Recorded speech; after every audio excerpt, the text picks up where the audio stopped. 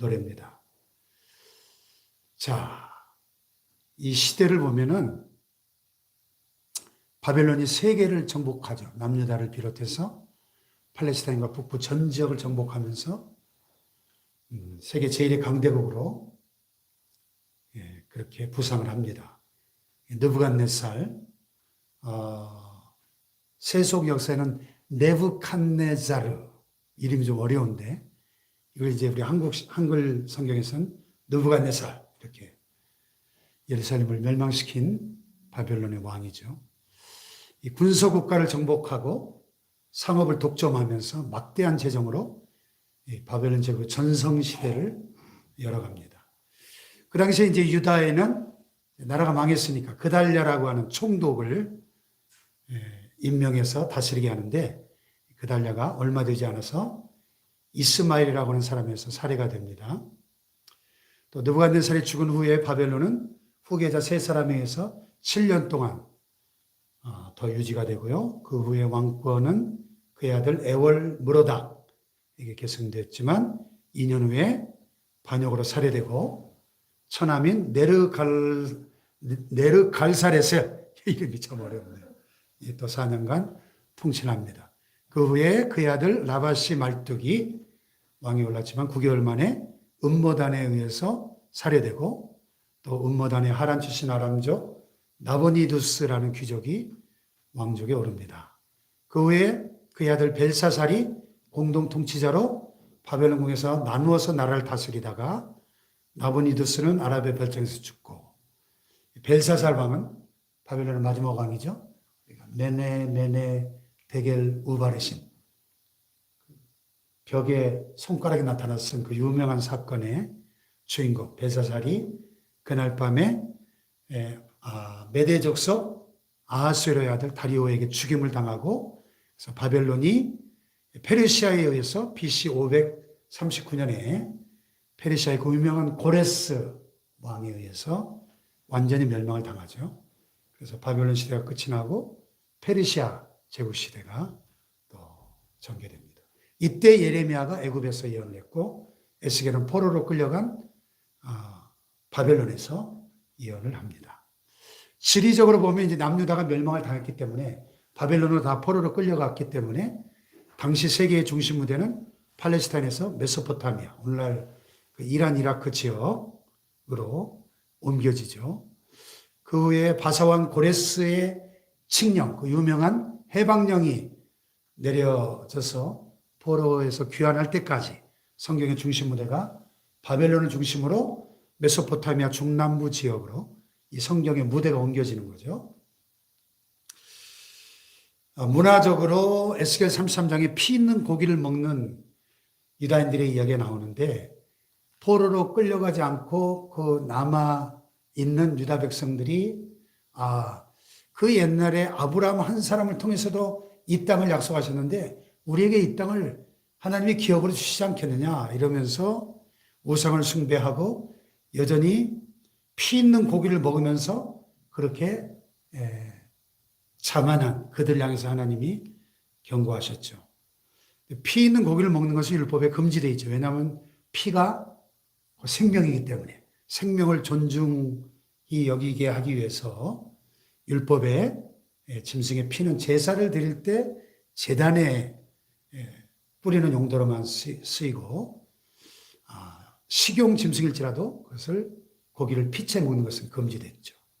그러니까 이스라엘 백성들이 피 있는 고기를 먹고 있다는 것은 율법을 어기는, 하나님의 명령을 어기는 그런 삶을 살고 있었다 하는 것을 보여준 겁니다.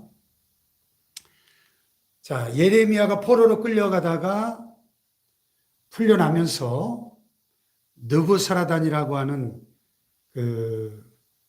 이 포로를 이끌어가는 그 행렬의 총 책임자가 예레미야를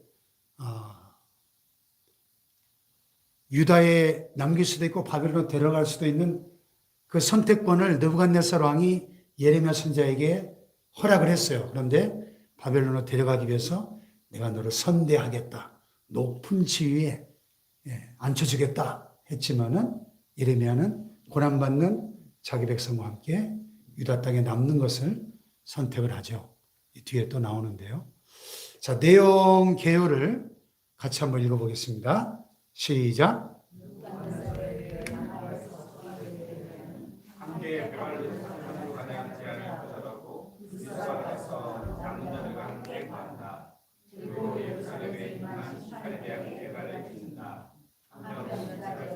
바벨론에 의해 임명된 그달랴 총독에 의해 통치되었다. 그러나 암몬 왕 바알리스에 의해 이스마엘에게 살해당한다. 이때 요하나는 이스마엘을 기브온에서 만나 포로로 잡혀있는 자를 구해낸 후 바벨론의 보복을 두려워하여 애굽으로 내려가지 말라는 예레미야의 경고를 무시하고 강제로 예레미야를 데리고 애굽으로 내려간다. 이후 예레미야는 애굽에서 예언을 하다가 죽었으며 당시 에스겔 선지자는 애굽과 이방 나라에 대한 심판과 이스라엘 회복에 대해 예언한다. 한편 바벨론에 사로잡혀간 다니엘의 세 친구는 느부갓네살이 만든 금신상에 절하지 않음으로 인해 풀무불 속에 던져지나 하나님의 도움으로 살아난다. 에스겔은 다시 성읍과 성전에 대한 완성과 또한 이스라엘 회복과 미래의 땅과 분배에 관해서와 그 마음을 예언한다. 그러니까 이 시기에 활동한 선지자가 에스겔, 다니엘, 예레미야 이런 선지자들이 활동을 한 것입니다. 자, 예레미야 예언, 그달랴 총독, 에스겔의 예언. 예레미야가 포로로 끌려가다 라마에서 석방되는 이야기, 예레미야 애가를 지어 부른 이야기, 유다 총독 그달랴의 이야기, 또 예레미야 예언과 에스겔 예언 보겠습니다. 자, 느부갓네살이 명령하기를 사령관 느부사라단에게 예레미야가 원하는 대로 바벨론으로 가서 살든지 유다 그 고국 땅에 남든지 선택권을 줬다는 거죠. 그랬더니 예레미야가 높은 자리에서 호의호식할 수 있는 바벨론으로 가는 길을 거절하고 유다 땅에 남는 그런 선택을 했다는 거죠. 예레미야가 포로로 끌려가다가 풀려났던 그 라마 지역의 오늘날 모습이고요. 그래서 라마에서 미스바로 돌아와서 고난받는 자기 백성과 함께 여생을 보냈다는 것입니다. 자, 메시지는요, 그리스도의 고난에 참여하는 것으로 즐거워하라. 즐거워하고 기뻐하게 하렵니다. 예레미야가 바벨론으로 함께 가자는 제안을 거절하고 그대로 유다 땅에 남아서 미스바로 가서 남은 백성들과 함께 거했다. 왜냐하면 자신의 안락보다 남은 하나님의 백성들과 함께 멸망당한 고국 땅에 그 고난을 함께하길 원했다는 거죠. 모세도 애굽 왕궁에서 안락한 삶을 포기하고 자기 민족과 함께 고난받는 것을 더 기뻐했다. 히브리서에 말씀하고 있죠. 믿음으로 고난 너머에 있는 더 귀한 것을 하늘의 상급을 바라보았기 때문에. 아멘. 자, 멸망당한 예루살렘의 슬픔. 자, 에가서에 구구절절 많이 나오는데요. 1장 6절에 보면 다 같이 시작. 딸 시온의 모든 영광이 떠나가며 그의 모든 지도자들은 꼴을 찾지 못한 사슴들처럼 뒤쫓는 자 앞에서 힘없이 달아나도다. 2장 1절 슬프다 주께서 어찌 그리 진노하사 딸 시온을 구름으로 덮으셨는가. 2장 5절 주께서 원수같이 되어 이스라엘을 삼키셨으며 딸 유다의 근심과 애통을 더하셨도다. 이렇게 하나님이 진노하시는 가운데도 에가서 3장에 보면 소망을 갖고요. 멸망 후에 예루살렘의 참상을 4장 4절에 이렇게 노래합니다. 다 같이 시작. 젖먹이가 목말라서 혀가 입천장에 붙으며 어린아이들이 떡을 구하나 떼어줄 사람이 없도다. 예. 젖 먹는 우리 손자 이현이만한 애가 목이 말라서 혀가 입천장에 붙었대요. 어린아이들이 배고파서 떡을 구하나 떼어줄 사람이 이 예루살렘에 나라가 망했으니까 얼마나 비참했겠어요. 남은 백성들이. 긍휼을 위한 마지막 기도가 5장에 나옵니다. 5장 20절 시작. 주께서 어찌하여 우리를 영원히 잊으시오며 우리를 이같이 오래 버리시나이까. 눈물의 선지자 예레미야를 그린 성화입니다. 예레미야의 비애. 그래서 구름이 낀 오늘날 예루살렘에 모습이고요.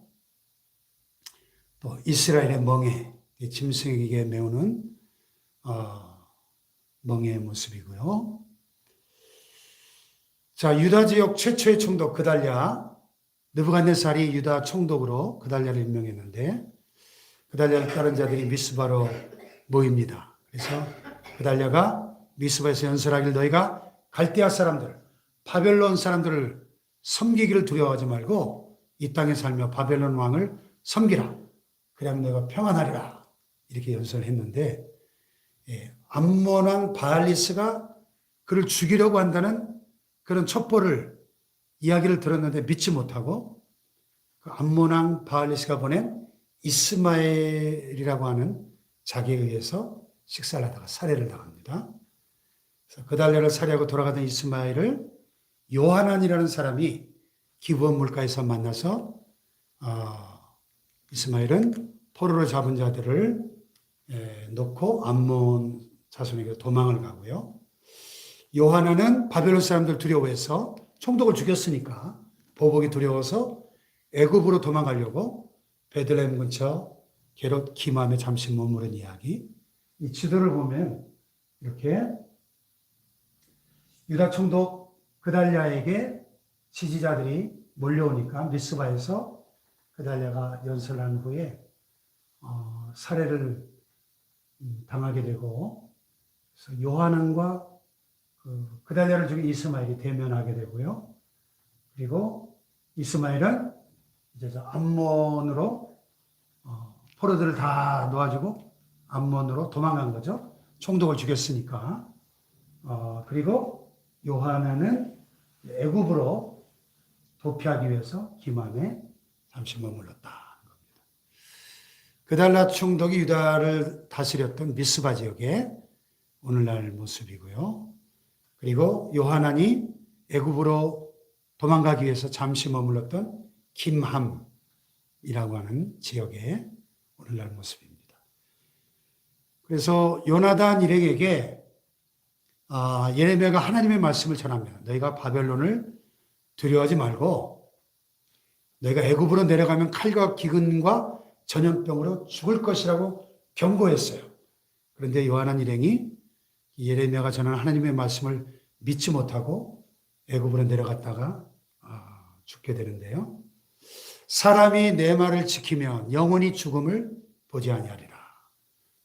자, 요한한 일행 같이 한번 읽어볼까요? 시작. 요한한 일행은 애굽으로 내려가면 죽을 것이다라는 예레미야를 통해 주신 하나님의 경고를 무시하고 애굽으로 내려갔다. 하나님의 말씀을 떠난 결과는 죽음뿐이다. 어떻게 보면 바벨론에게 항복하라는 말이 매국노 같아 보일지 모르나 그것이 결국은 다시 고국으로 돌아오게 될 것이라는 하나님의 약속이라면 그 말씀에 순종해야 한다. 왜냐하면 하나님은 단지 바벨론을 유다를 징벌하기 위한 도구로 사용하시는 것이기 때문이다. 그러니까 예레미야 선지자를 통해서 하나님 주시는 그 말씀의 경고를 믿지 못하고 애굽으로 내려갔다가 그들은 결국 말씀대로 죽음을 맞이하게 됐다는 것입니다. 오늘도 그 말씀에 순종하는 길은 생명의 길이지만 불순종하는 길은 죽음이다 하는 것을 우리는 기억해야 됩니다. 할렐루야. 자, 요한한 일행이 그래서 예레미야를 강제로 애굽으로 데리고 가는 거예요. 하나님이 가지 말라고 했는데. 그래서 다바네스에서 하나님의 말씀이 예레미야에게 임하고 믹돌과 다바네스와 바드로스에 사는 자에 대한 하나님의 말씀이 임하고요. 애굽 남쪽 엘레판틴이라고 하는 섬에서 예레미야는 최후를 맞이하게 됩니다. 자, 지도를 보시면 이렇게 바벨론을 두려워하지 말고 애굽으로 내려가지 말라고 하는 경고를 무시하고 예레미야를 강제로 애굽으로 데려가는 그런 이야기입니다. 이집트의 다바네스에서 예레미야가 하나님의 말씀을 받았고요. 믹돌이라는 곳에서도 하나님의 말씀을 받습니다. 그리고 결국 엘레판틴이라는 곳에서 예레미야가 죽은 곳으로 전해집니다. 참 험악한 환경이네요. 예레미야의 최후가 참 비극의 선지자, 눈물의 선지자의 최후를 맞이한 곳입니다. 자, 그 다음에 이제 에스겔 선지자는 진작에 포로로 끌려가서 바벨론 강가에서 포로로 있을 때 사로잡혀간 지 12년째 되던 10월 5일에 하나님의 말씀이 임하면서 에스겔이 선지자로 활동을 하게 되는데요. 에스겔 34장에 보면 특별히 거짓 목자에 대한 심판이 선언됩니다. 거짓 목자의 특징은 살찐 양을 잡아서 그 기름을 먹고 털을 입되 양떼는 먹이지 않는다. 목자의 사명이 뭐예요? 양떼를 먹이고 양떼를 돌보는 것이 목자의 사명인데 거꾸로 살찐 양을 잡아먹고 그 기름으로 배를 채우면서 양떼를 먹이지 않는 이스라엘의 거짓 목자들을, 거짓 지도자들을 향한 책망이죠. 양떼와 목자의 오늘날 모습입니다. 그 이후에 이제 세일산과 에돔에 대한 심판, 이스라엘 땅과 백성의 회복에 대한 예언, 특별히 그 유명한 마른 뼈들이 살아나는 환상, 에스겔 37장에 하나님의 말씀이 선포될 때 마른 뼈가 살아나는 그 환상이 너무 유명하죠. 마른 뼈. 야. 그래서 그 에스겔이 환상 가운데 보았던 골짜기 그 엄청난 해골떼들이 에스겔이 하나님의 말씀을 대언할 때 살아 일어나서 하나님의 큰 군대가 되는 이스라엘 회복의 환상이죠.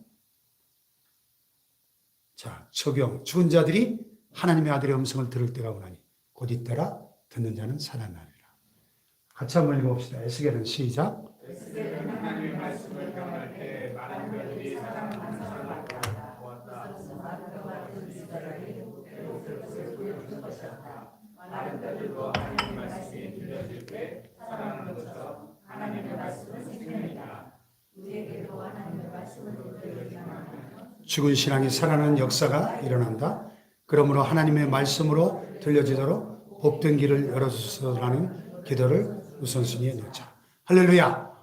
오늘도 하나님의 말씀이 선포될 때 마른 뼈와 같은 죽은 영혼들이 살아날 줄로 믿습니다. 할렐루야. 자, 그 확신을 가지고 매주일마다 이 강단에서 말씀을 선포할 때 이 믿음 가지고 선포합니다. 오늘도 이 말씀을 듣고 살아나야 될 심령들이 있다 하는 확신을 가지고. 할렐루야. 네. 자, 에스겔의 예언 내용, 하나님의 도구가 된 곡과 이스라엘 회복에 대한 예언, 또 큰 악으로 비유된 애굽 왕에 대한 심판 예언, 또 33장에 보면 파수꾼으로 세움받은 에스겔의 사명에 대해서 인자야 내가 너를 이스라엘 족속의 파수꾼으로 세웠다. 파수꾼. 예. 그래서 파수꾼의 사명은 뭐죠? 적의 동태를 살펴서 위험을 미리 감지하고 알리는 그런 사명이죠. 그래서 오늘 이 시대에 하나님께서 저와 여러분을 파수꾼으로 세우신 줄 믿습니다. 이 시대에 위험을 경고하고 또 깨어 있어야 이 파수꾼이 사명을 다할 수 있겠죠. 자, 이 시대에 그 유명한 느부갓네살의 금신상 사건이 벌어집니다.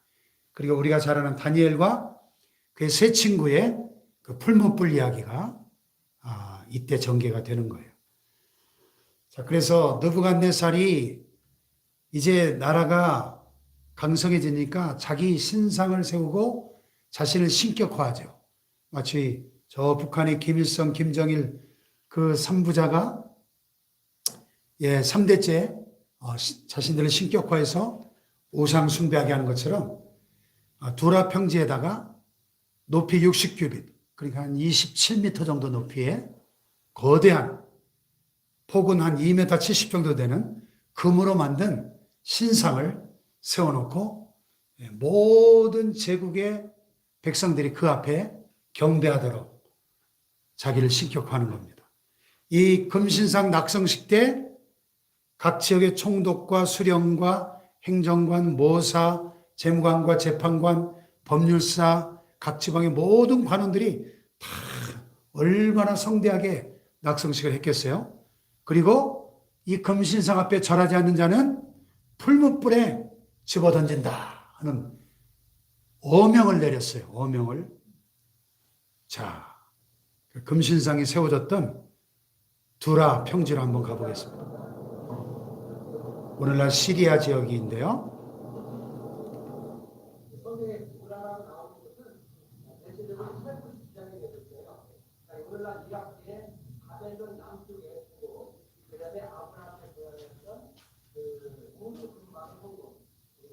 마지막 바로 세 번째 시작이 되는데 그게 한국은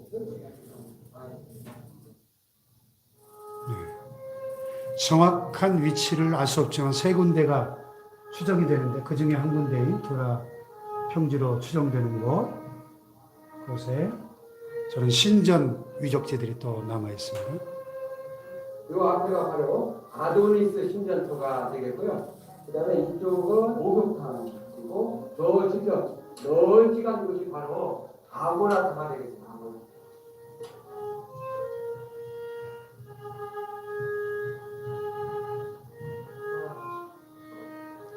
시나고그라고 영어로 써있네요. 시나고그, 회당이라는 뜻이죠. 저는 신전의 유적지가 있는 것으로 보아서 저 지역에 그 금신상이 세워졌을 확률이 높아 보이네요. 금신상을 세운 두라평지.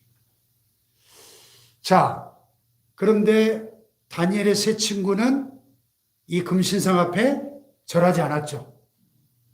왜냐하면 우상을 숭배한 것입니다. 오직 여호와 하나님만을 경배하라고 율법에 분명히 말씀하니까요. 그래서 왕이 지금이라도 그 다니엘의 세 친구를 인재니까 아껴서 지금이라도 경배하면 살려주겠다. 그랬더니 세 친구가 뭐라 그랬어요?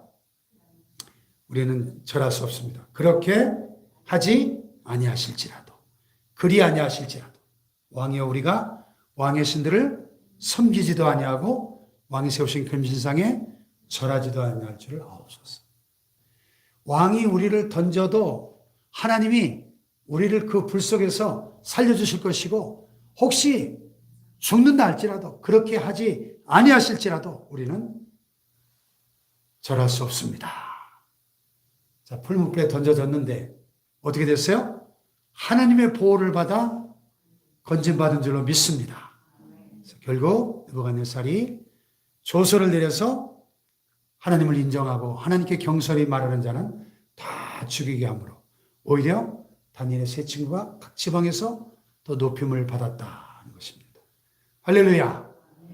이런 풀무불 속에 용광로 속에 집어넣은 거죠. 여러분 어떻게 사람이 풀무불 속에서 살아남을 수가 있습니까?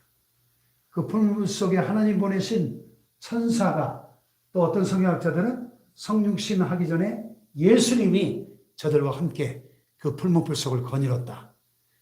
그렇게 봅니다. 하나님의 능력으로 기적과 같이 하나님이 보호해 주신 줄로 믿습니다. 할렐루야.